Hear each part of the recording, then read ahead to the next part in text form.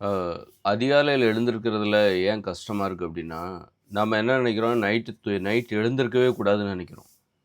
Night வந்து சிறுநீர் வந்தாலும் அத அடக்கிக்கிறது.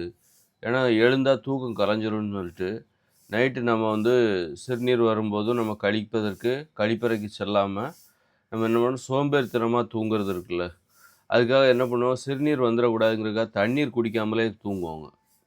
தண்ணீர் குடிக்காம தூங்குறது. இதெல்லாம் இதுதான் வந்து அதிகாலையில எழுந்திருக்க முடியாமைக்கு காரணம். ஏன்னா, நம்ம நெனப்பே என்னவா இருக்குன்னா, நம்ம இரவு தூக்கத்தில எழுந்திருக்கக்கூடாது. தூக்கம் கலைந்துவிடும். அல்லது சோம்பேறித்தனம். பாத்ரூமுக்கு போயிட்டு வரணும். நல்லா தூங்கிட்டு இருப்போம். என்னடா இந்த சிறுநீர் வரும்போது பாத்ரூமுக்கு போணுமே, அவ்வளோ தூரம் போணுமே அப்படின்னு சொல்லிட்டு, அந்த சோம்பேறித்தனம். அதுக்கு தகுந்த மாரியே நம்ம என்ன பண்றது, நம்ம தூங்க போம்போது சிறுநீர் கழிச்சிருவோம். அப்புறம் தண்ணீர் குடிக்க மாட்டோம். குறைவா குடிப்போம். ஏன்னா, நம்ம நெனப்பு என்னன்னா, இரவு எழுந்திருக்கக்கூடாது.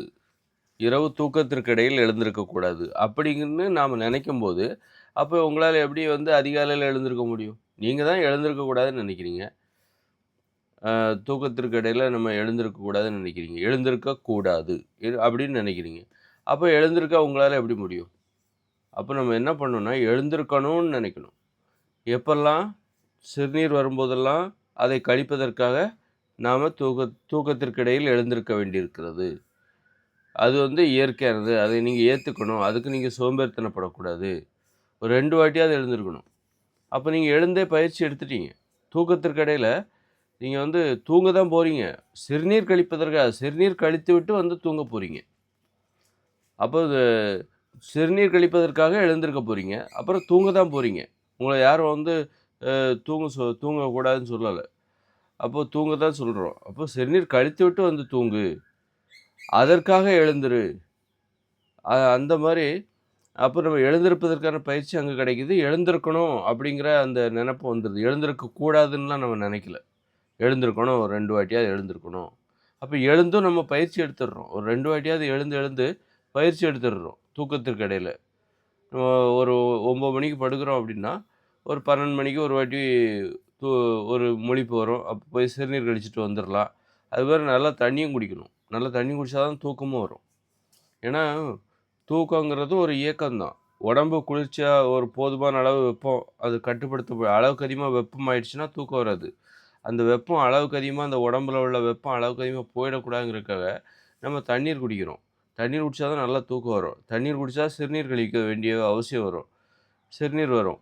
அதனால சிறுநீர் வரும்போது நம்ம போய் சிறுநீர் கழிக்க வேண்டும். க அப்புறம் திரும்ப தண்ணி குடிச்சுட்டு படுக்கணும். தண்ணி குடிச்சுட்டு படுக்கணும். படுத்தா நல்லா தூக்கம் வரும். அதனால நம்ம இடையில ஒரு 2 வாட்டியாவது எழுந்திருக்கணும் அப்படிங்கிற அந்த நெனப்பு இருக்குல்ல, அத நம்ம ஏத்துக்கணும். அது ஒரு தூக்க வழக்கம். நீ தூங்குவது எப்படி தூங்குவாய்? தூங்கும்போது நான் 2 முறை எழுந்திருப்பேன் சிறுநீர் கழிப்பதற்காக. இது ஒரு வழக்கம். தூங்குவதற்கிடையில் நடக்கக்கூடிய ஒரு வழக்கம். அப்படின்னு அந்த வழக்கத்த நாம ஏத்துக்கிட்டோம் அப்படின்னா, நம்ம தான் தூக்கத்திற்கு இடையில 2 வாட்டி சிறுநீர் கழிப்பதற்காக எழுந்து பயிற்சி பெற்று விட்டோம் அல்லவா? அப்போ நம்மளால அதிகாலையில எழுந்திருக்கிறது நமக்கு ரொம்ப ரொம்ப ஈஸியா இருக்கும். நமக்கு எழுந்திருக்கிறதுக்கு சோம்பேறித்தனம் வரவே வராது. ஏன்னா ஏற்கனவே நம்ம 2 வாட்டி எழுந்து பயிற்சி பெற்றுட்டோம். சிறுநீர் கழிப்பதற்காக. அப்போ 3வது வாட்டி அ தூ விழிப்பதற்காக அவ்வளோதான். போதும் தூக்கம் முடிஞ்சு போச்சு. நீங்க காலைல 5 மணிக்கோ, 4 மணிக்கோ எழுந்திருக்கிறது உங்களுக்கு ரொம்ப ரொம்ப ஈஸிங்க. பார்த்தீங்களா? இந்த தூக்கத்திற்கு இடையில நம்மளால ஏன் எழுந்திருக்க முடியல அப்படிங்கிறதுக்கு, அதில அவ்வளவு காரணங்கள் இருக்கு. தூக்கத்தில நம்ம சோம்பேறித்தனமா தூங்கிட்டு இருக்கோம். தூக்கத்திற்கு இடையில நம்ம எழுந்திருக்கவே கூடாதுன்னு நெனச்சுக்கிட்டு தூங்கிட்டு இருக்கிறோம். நைட்டு படுத்தா காலையில தான் எழுந்திருக்கணும் அப்படின்னு நம்ம நெனைக்கிறோம். இந்த நெனப்பு தான் நம்மளால அதிகாலையில எழுந்திருக்க முடியல. அதனால நல்லா தண்ணி குடிங்க. இந்த தண்ணி குடிச்சா நல்லா தூக்கம் வரும். தூக்கத்துக்கு இடையில கண்டிப்பா 1க்கு வரும். ஏன்னா, நீங்க நல்லா தண்ணி குடிச்சிருக்கீங்க. அப்போ போய் அப்படி 1க்கு இருக்க போம்போது தண்ணி குடிச்சிட்டு 1க்கு போங்க. திரும்ப அது வந்து படுத்து தூங்குங்க. ஏன்னா, நீங்க வந்து 1க்கு இருந்துட்டு வந்து தண்ணி குடிச்சீங்கன்னா, உடனே படுப்பீங்க. அப்புறம் நெஞ்சுக்குள்ளயே இருக்கும். அதனால நீங்க 1க்கு இருப்பதற்காக எழுந்திருக்கிறீங்கல்ல, அப்பவே தண்ணி குடிச்சிருங்க. குடிச்சிட்டு போய் 1க்கு இருந்துட்டு வாங்க. அதற்குள்ள அந்த நெஞ்சுக்குள்ள தண்ணிலாம் நம்ம குடிச்ச தண்ணி வயித்துக்கு போயிரும். அ அந்த மாரி ஒவ்வொன்லயும் தொழில்நுட்பம். அதில உள்ள பிரச்சனைகள் என்ன? அத நம்ம எப்படி சரியா சால்வ் பண்ணணும்? இந்த மாரி நம்ம உடம்ப சுத்தியே யோசிக்கணும். இந்த மாதிரி அதிகாலையில் எழுந்துக்கிறது இது இது சாத்தியமாகணும்னா அது இதன் மூலம் மட்டும்தான் சாத்தியமாகும். இப்படி ஒரு விஷயம் இருக்குது. இது தெரியாமல் தான் நம்ம வந்து என்ன பண்ணுறோம், அலாரம் வைக்கிறோம். ஆனால் முடியவே முடியல. பலராலையும் முடியவே இல்லை. ஏன் தான் முடியல ஏன் தான் முடியலன்னு யோசிக்கிறோம். ரொம்ப ஈஸி. நீங்கள் நல்லா தண்ணி குடிங்க. கண்டிப்பாக இடையில தூக்கம் வரும், முழிப்பு வரும். முழிப்பு வரும்போது போய் சிறுநீர் கழிச்சிட்டு வாங்க. ஏன்னா நிறைய தண்ணி குடிச்சிருக்கீங்க. அப்புறம் திரும்ப படுத்து தூங்குங்க. திரும்பவும் தண்ணி குடிச்சிட்டு படுத்து தூங்குங்க. திரும்ப உங்களுக்கு சிறுநீர் கழிக்க வேண்டிய அவசியம் வரும். இந்த மாதிரி 2 வாட்டி எழுந்து பயிற்சி எடுத்துட்டீங்க நைட்டே.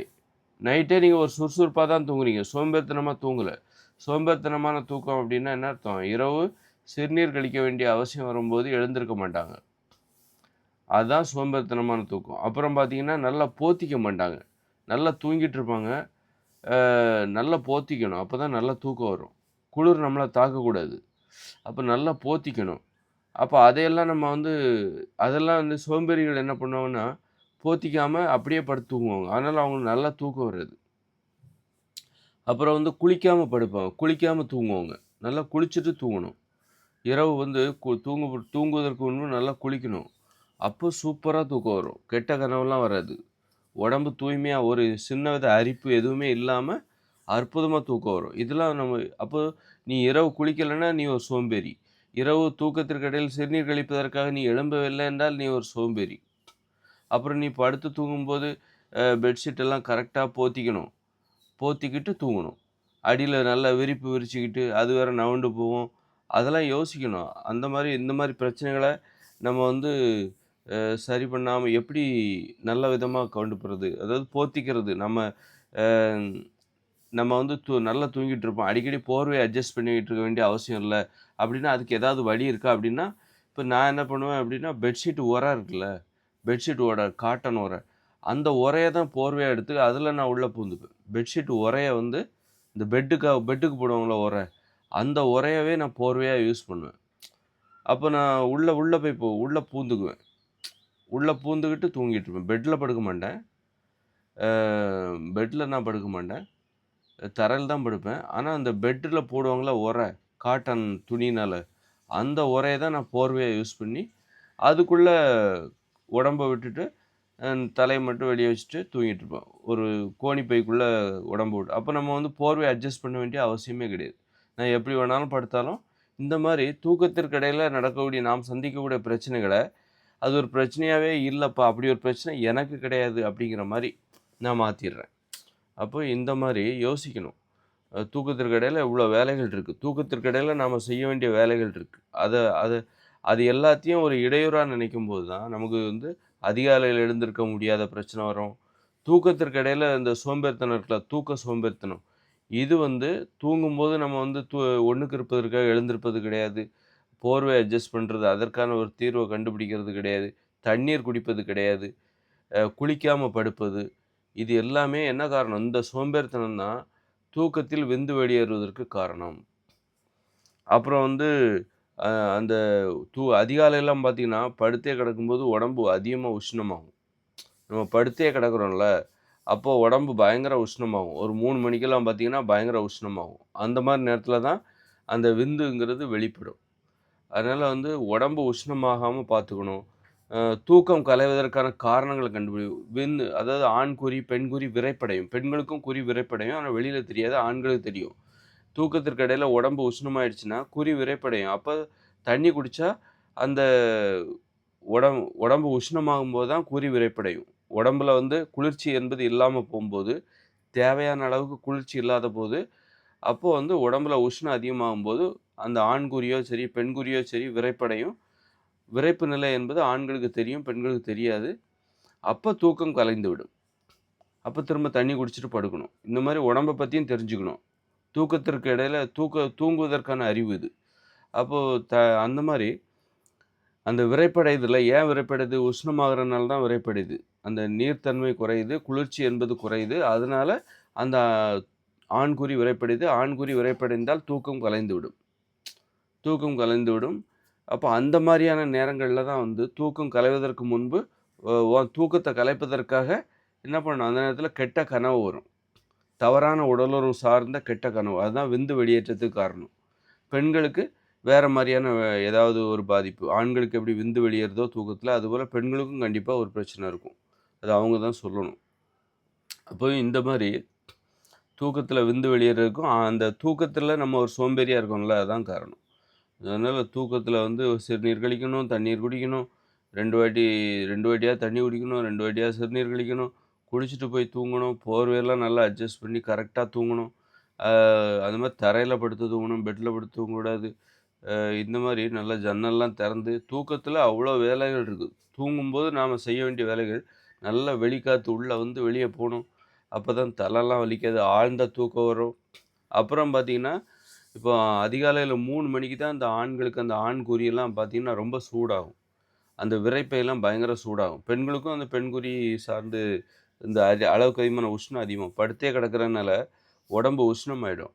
அந்த உஷ்ணம் அதிகாலையில் தான் ஒரு 3 மணிக்கு 4 மணிக்கு ரொம்ப அதிகமாகும். நீங்க அந்த குறியில கை வச்சு பார்த்தாலே தெரியும். அவ்வளோ சூடாக இருக்கும். அப்போ இந்த சூட்டில் தான் அந்த அதிகாலையில் விந்து வெளியேறதுக்கு காரணமாக இருக்குது. அப்போ அதுக்கு என்ன பண்ணணும் அப்படின்னா, நீங்கள் தூங்கும்போதே இந்த விரைப்பையில் நல்லெண்ணெயை தடவிட்டு படுக்கலாம்.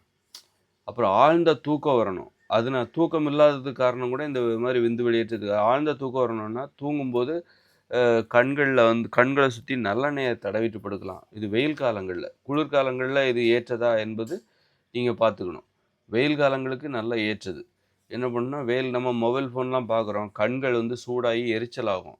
அதனால நல்லா தூக்கமே வராது. நமக்கு தேவைப்படும், ஆனால் தூங்க மாட்டோம். அதனால் என்ன பண்ணணும், கண்களை சுற்றி நல்லெண்ணெயை தடவிக்கணும். தடவிட்டு நீங்கள் படுத்தீங்கன்னா நல்லா தூக்கம் வரும். நல்ல தூக்கம் வந்தாலே உடம்புக்கு நல்லது. கண்கள் பகுதி குளிர்ச்சியாகுது.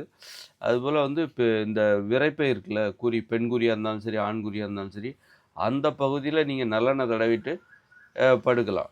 அப்போ இந்த அதிகாலையில் உடல் உஷ்ணமாகறனால அந்த குறி வந்து உஷ்ணமாகி விரைப்படையுதில்ல, அதனால விந்து வெளியேறதில்ல, அதெல்லாம் தடுத்து நிறுத்தப்படும். இப்படி நம்ம ஒரு முழுமையான அடிப்படை அறிவை பெற்றுவிட்டால் இந்த விந்து வெளியேற்றங்கிற அந்த பிரச்சனையே இருக்காது.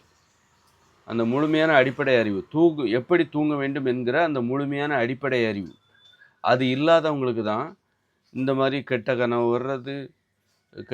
வர்றது, அப்புறம் வந்து விந்து வெளியேற்றம், தூக்கமின்மை, அதிகாலையில் எழுந்திருக்க முடியாத பிரச்சனை, இப்படி பல பிரச்சனைகள் வருவதுக்கு காரணம் என்னது? தூக்கத்தில் எப்படி தூங்கணுங்கிற அந்த அடிப்படை அறிவு இல்லை. ஒரு சோம்பேறித்தனமான ஒரு தூக்கம். தூக்கத்திற்கு இடையில நம்ம செய்ய வேண்டிய கடமைகளை செய்யாமல் இருக்கிறது, சுறுசுறுப்பாக தூங்கணும், சோம்பேறித்தனமாக தூங்கக்கூடாது. இப்படி இந்த மாதிரியான எப்படி தூங்க வேண்டும் என்கிற அடிப்படை அறிவு இல்லாதனால தான் தூக்கம் சார்ந்த நிறைய பிரச்சனைகளை நாம் சந்திக்கிறோம்.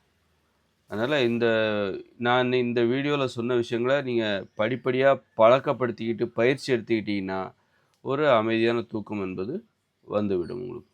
குளிச்சுட்டு படுக்கணும். அப்புறம் சாயந்தரம் ஒரு 7 மணிக்கே சாப்பிட்டு 9 மணிக்கு படுத்துடணும். ஒரு 2 மணி நேரம் கேப்பாக இருக்கணும்.